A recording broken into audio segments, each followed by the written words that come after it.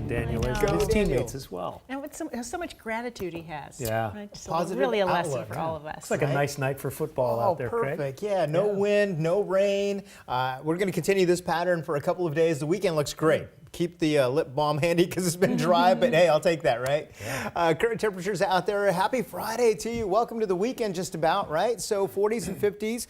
We're going to stay with these mid-50s. In fact, numbers are going to go up a little bit more as we go through the weekend. Now, this high pressure, it is stubborn. I've been talking about it all week. Has not budged. Every storm's gone up and over. Of course, the cold air sinks on the back side of this. Cold air is always on the northern side of the jet stream, the warmer air on the southern side, so it just sinks all the way down to the plains. With it not budging much, we'll continue with another chilly night. Lots of 30s, not quite as chilly as the past several nights, and these 30s will be mostly in the mid 30s, so not quite as many places dropping to the freezing point, but still pretty chilly. Mostly sunny for the entire weekend. We'll have lots of mid 50s, perhaps a couple of upper 50s tomorrow and Sunday, and then the clouds will start to thicken up into Monday. By the way, eastern Washington, boy, with not a whole lot of movement in the atmosphere. We have an air stagnation advisory, poor air quality rather, for most of eastern Washington all the way through Tuesday morning. So traveling, if you're going to be going over there, if you've got family there, just know there's not a whole lot of movement, not a lot of wind to move things out. All right, so Futurecast, I'm going to jump all the way to Sunday now. This is going to be Sunday at 7:30 because the weekend looks pretty good.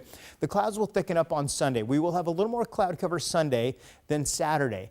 Into Monday, a system will brush us, but it's going to be mainly to the north. So that does mean we will stay with a whole lot of cloud cover on Monday.